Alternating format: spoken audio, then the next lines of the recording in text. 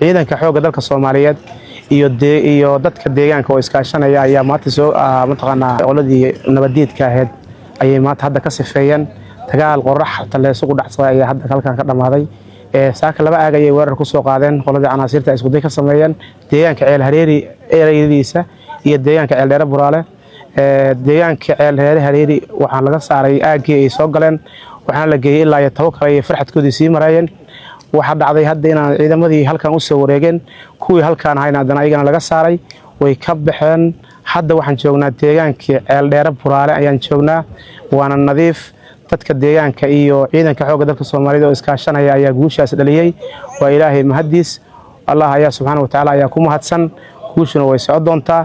waxa jira marka ciidanka xoogga dalka Soomaaliyeed ayaan rabaa inaan ku hormaro ciidanka xoogga dalka Soomaaliyeed wuxuu ku jira halgankaas oo waqti horena soo bilowday haddana socda halgankaas oo saraakiil badan iyo dad badan iyo mujaahidiin badan ay ku dhinteen horena u soconaya ma doonayno wax dalacaada ma doonayno wax abaalmarina ma doonayno wax mataqaanaa sheeg iyo ammaan ah waxaan u dhaaranay hooyo kasta oo Soomaaliyeed in aan ka dulqaadno canaasirtaas haysata in aan ka dulqaadno masiibo kasta oo ku timaaday canaasirtaas wadaan ka dulqaadno ayaan mataqaanaa diyaar u nahay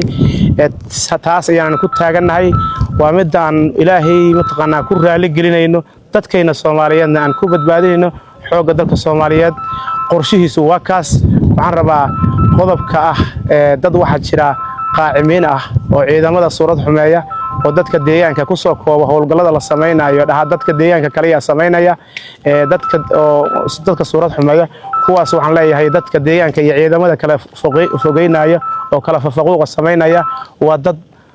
mataqaanaa cadawga garab siinaya yaanaan dheg loo dhigin yaanaan la dhageysanaa hadalkooda ayagana waa soo qabanayna waliba oo mataqaanaa waxay ka shaqeynaan ma ahan wax mataqaanaa bulshadana muhiim u ah bulshadana wax u gala ma ahan wax kala fogeynaya